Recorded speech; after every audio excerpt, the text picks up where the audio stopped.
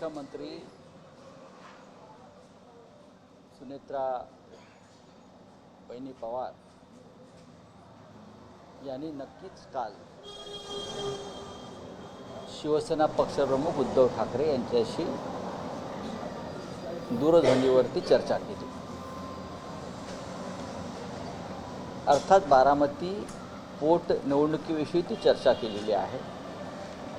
महाराष्ट्रातल्या ज्या दोन पोटनिवडणुका आहेत राहुरी आणि बारामती, त्यातल्या बारामती पोटनिवडणुकीकडे सगळ्यांचं लक्ष आहे आणि पक्षप्रमुखांशी त्यांनी त्या संदर्भात चर्चा केली आणि ती चर्चा काय झाली किंवा त्या संदर्भात काय निर्णय आहे तो लवकरच स्वतः पक्षप्रमुख पत्रकार परिषद घेऊन आपल्याशी संवाद साधला। भाऊसाहेब सुनेत्रा पवार यांनी उद्धव ठाकरेंकडे पाठिंब्याची मागणी केली आहे। नक्कीच पाठिंबा असताना काँग्रेसची मात्र भूमिका आहे, काँग्रेस निवडणूक बारामती पोटनिवडणूक लढण्यावर ठाम आहे। त्यांचे प्रदेशाध्यक्ष म्हणतात आम्ही ठाम आहोत आणि आमच्याकडे ती प्रोसेस पण सुरू आहे। हो, मी सुद्धा माहिती घेतली की त्यांनी 4 ते 5 उमेदवारांच्या मुलाखती घेतलेल्या आहेत। उमेदवार ठरवण्यासंदर्भात त्यांच्या पक्षामध्ये हालचाली सुरू आहे। हा त्यांच्या पक्षाचा एक निर्णय आहे। महाविकास आघाडीत जरी असलो आता उद्धव ठाकरे साहेबसुद्धा काय निर्णय घेतात एकत्र बसून हे सुद्धा आपल्याला कळेल। शेवटी महाविकास आघाडी आहे आणि उपमुख्यमंत्री सुनेत्राताई पवार यांचे जे पती अजितदादा पवार हे माननीय उद्धव साहेबांचे मुख्यमंत्री असताना अत्यंत विश्वासू आणि निकटचे सहकारी होते असं उद्धवजीने वारंवार आपल्याला सांगितलेलं आहे। त्याच्यामुळे मला असं वाटतं की माननीय उद्धव ठाकरे साहेब आपल्याशी या विषयावर बोलतील। महाविकास आघाडी तुम्ही म्हणता अजूनही अभेद्य आहे, निवडणुकांमध्ये ती दिसते, तर अशा वेळेस काँग्रेसची ही जी भूमिका आहे, तुम्ही महाविकास आघाडीतले एक मोठे नेते आहात, तुम्हाला ही काँग्रेसची भूमिका पटते का? बघा, सुनेत्राताई पवारांचा पक्ष महाविकास आघाडीत नाही ना, तो भारतीय जनता पक्षाबरोबर आहे। त्याच्यामुळे काँग्रेस पक्ष जर काही वेगळा निर्णय घेत असेल असं दिसतंय तर त्याच्यामध्ये मला असं वाटत नाही की कुठे महाविकास आघाडी म्हणून त्याच्यामध्ये आम्ही लक्ष घातलं पाहिजे।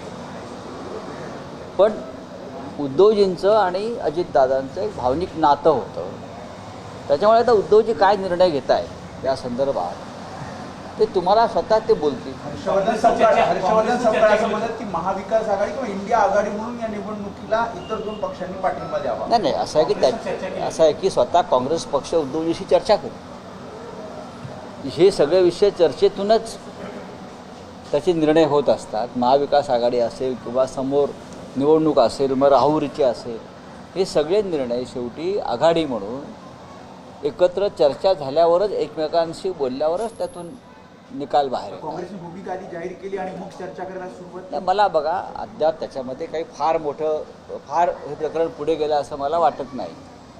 काँग्रेस पक्ष हा या राज्यातला एक महत्त्वाचा पक्ष आहे, देशातला महत्त्वाचा पक्ष आहे। भारतीय जनता पक्षाबरोबर असलेल्या पक्षाला मदत होऊ नये अशी त्यांची भूमिका असू शकते, पण आम्ही चर्चा करू त्यांच्याशी।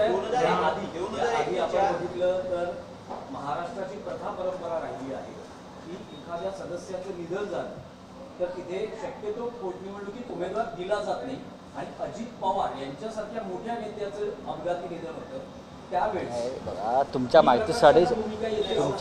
माहितीसाठी सांगतो, पिंपरी चिंचवडचे आमदार लक्ष्मणराव जगताप यांच्या निधनानंतर तिकडे जी निवडणूक झाली त्या निवडणुकीमध्ये अजित पवार यांच्या पक्षानं स्वतःचा उमेदवार दिला होता, नाना काटे। आपण सुद्धा ही सगळी माहिती महाराष्ट्रातली घेतली पाहिजे। भारतीय जनता पक्षानं वारंवार अशा निवडणुका लढलेल्या आहेत। भावना फक्त आम्हालाच असतात, शिवसेनेला, लक्षात घ्या। पण अश्विनी जगताप यांच्या विरुद्ध अजित पवार यांनी एक तगडा उमेदवार नाना काटे यांच्यासारखा दिला होता आणि त्याने तिथे चांगली लढत दिली होती।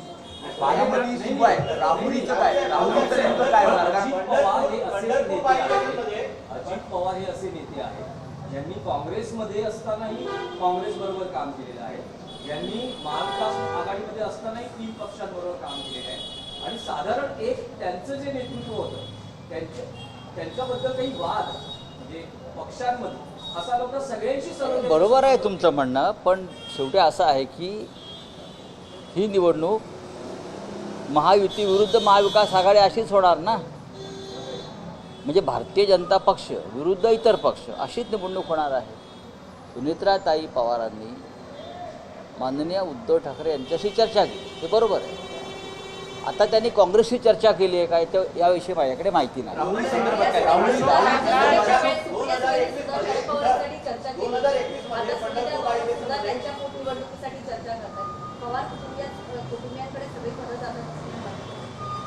आता पवार कुटुंबियांकडे बारामतीचं पद आम्ही तर देत नाही आहोत ना. हा अजित पवारांचाच निर्णय होता भाजपबरोबर जाण्याचा आणि आताही सुनेत्राताई पवारांचाच निर्णय आहे भाजपबरोबर राहून निवडणूक लढण्याचा. बारामतीमध्ये पवार कुटुंबाला बरोबर भारतीय जनता पक्ष आहे का किंवा अन्य कोणी आहे याची गरज पडत नाही. यावेळेला ते पडणारच नाही सुनेत्राताईंना. चला और कुछ है? अशोक खराबला एकनाथ शिंदेंनी 17 वेळा कॉल केलेला आहे. अशोक खराबला एकनाथ शिंदेंनी की अंजली दमानिया यांनी सगळे सीडीआर बाहेर आणलेले आहे. कोणत्या नेत्यांचं त्यात उपमुख्यमंत्री बघा अंजली दमानिया या एक सामाजिक कार्यकर्ता आहेत, पण त्या रॉच्या प्रमुख नाहीत. त्या रॉचे प्रमुख आहेत का किंवा महाराष्ट्राचं जे काय इंटेलिजन्स डिपार्टमेंट आहे पोलीस खात्याचं त्याच्या प्रमुख आहेत का? नाही. म्हणजेच त्यांना ही सगळी माहिती मुख्यमंत्री कार्यालयातून दिल्याशिवाय त्यांच्यापर्यंत पोहोचणार नाही. इतकी गुप्त माहिती जी आहे, इतकी गुप्त माहिती कोणी व्यक्तिगत माणूस देऊ शकत नाही. बरोबर आहे. आता त्यांचे आणि मुख्यमंत्र्यांचे किंवा भाजपचे संबंध आहेतच ना, हे का तुम्ही अमान्य करू शकत नाही.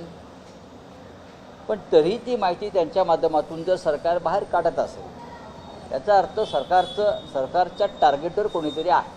म्हणजे देवेंद्र फडणवीस यांच्या टार्गेटवर त्यांनी एक निशाणा धरलेला आहे.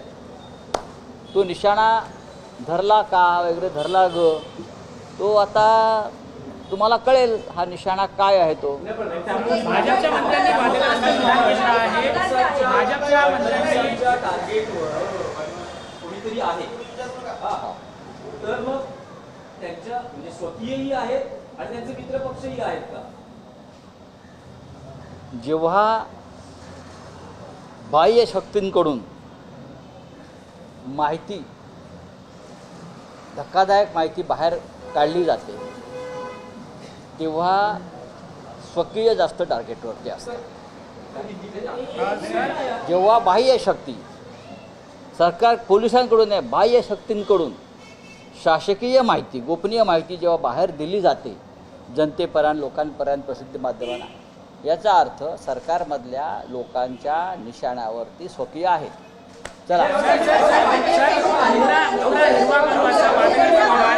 वादग्रस्त विधान भाजपच्या मंत्र्यांनी दिलेलं आहे. एक प्रश्न मराठीत आहे की तुमच्या खासदारांनी दिल्लीमध्ये परवा रात्री शिंदे शिवसेनेचे मंत्री प्रतापराव जाधव यांच्या डिनर डिप्लोमसीला उपस्थितीला होय लावली ना.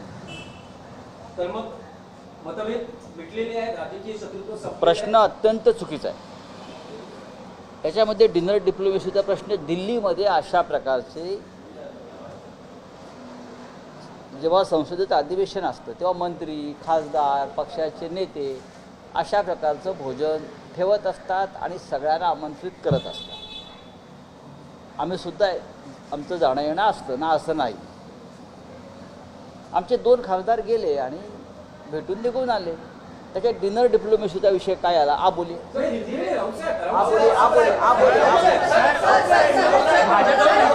भाजपच्या मंत्र्यांनी वादग्रस्त गेल्या रविवारी उद्धव ठाकरेंनी या खासदारांबरोबर बैठक घेतली.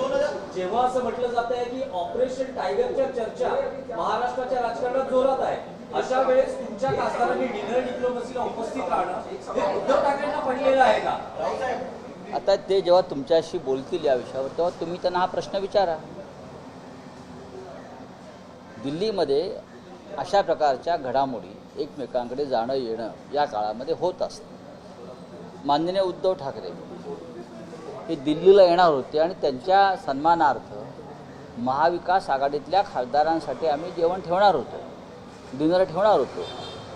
त्याला का आम्ही डिनर डिप्लोमॅसी म्हणत नाही. एक गेट टुगेदर असतं सगळ्यांचं दिल्लीमध्ये. आता तुम्ही त्याला डिनर डिप्लोमॅसी किंवा ऑपरेशन टॅगरसाठी जेवण ठेवलं वगैरे हे चुकीचं आहे. प्रत्येक मंत्री केंद्रातला या काळामध्ये अशा प्रकारे आपल्या बंगल्याच्या हिरवळीवर जेवण ठेवत असतो. आपण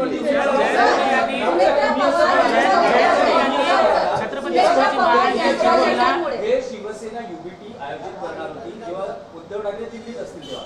तर अशा वेळेस तुम्ही शिंदे शिवसेनेच्या खासदारांनी या डिनर किंवा त्या स्नेहभोजनाला बोलवलं असतं. बघा, हे जेवण महाविकास आघाडीच्या खासदारांसाठी आहे आणि केंद्रीय मंत्री ते केंद्रीय मंत्री देशाचे असतात, ते सगळ्यांसाठी जेवण ठेवतात. कळलं?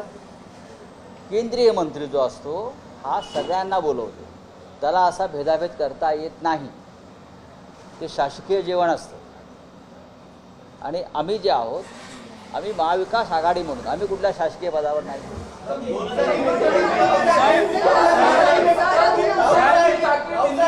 बीजेपी के नेताओं से मिलती हैं, बाद में मुख्यमंत्री सुमित्रा पवार मुख्यमंत्री दिल्ली में जाके बीजेपी के नेताओं से मिलती हैं. बाद में उद्धव ठाकरे को फोन आता है कि हमें उपचुनाव में सपोर्ट करें बारामती में. बात ऐसी क्या है। अगर शिवसेना सपोर्ट करती है उनको तो बीजेपी को सपोर्ट करना होगा. देखो, बाई इलेक्शन बारामती में है. अजित पवार जी का जिस प्रकार से निधन हुआ है, एक्सीडेंटल, बहुत दर्दनाक है. लोग अभी भी सदमे में है. उनकी पत्नी सुमित्रा पवार राज्यसभा मेंबर थी, इस्तीफा दिया और अब डिप्यूटी सीएम बन गई. बाई इलेक्शन की घोषणा हुई है, तो ये उनका कर्तव्य बनता है.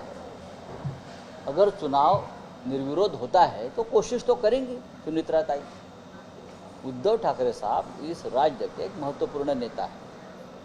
पवार परिवार से ठाकरे परिवार के और हमारे सबके रिश्ते हैं, चाहे अजीत दादा पवार हो चाहे शरद राव पवार हो. तो बातचीत हो गई है उनसे.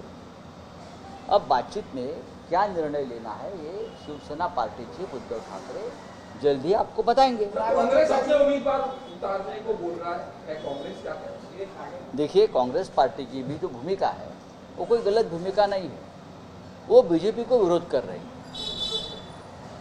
बीजेपी के साथ जो लोग खड़े हैं सरकार में, तो कांग्रेस की भूमिका है कि हम उनको विरोध करेंगे. लेकिन अजीत दादा पवार की जब बात आती है तो हम एक साथ बैठेंगे. उद्धव ठाकरे साहब की क्या भूमिका है एक बार समझ लेने के बाद हम सबसे बात करेंगे. और एक बाई इलेक्शन है राहुरी में, उसके बारे में निर्णय लेना है. और ये निर्णय अगर महाविकास आघाड़ी का है तो एक पार्टी नई निर्णय ले सकती है. जयंत वादग्रस्त विधान दिलेलं आहे. छत्रपती शिवाजी महाराज यांची तुलना भाजपच्या मंत्र्यांशी केलेली आहे. बीजेपी का और आम आदमी पार्टी का अंदरूनी जो बातें हैं उसका क्या संबंध है. आप लाल कृष्ण आडवाणी को प्रधानमंत्री नहीं बनाया या राष्ट्रपति नहीं बनाया, उनका पार्टी का निर्णय है ना.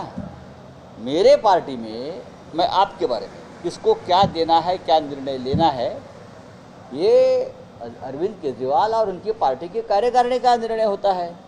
और उस बारे में क्लैरिफिकेशन उसके पार्टी की तरफ से मेरे हिसाब से आया है.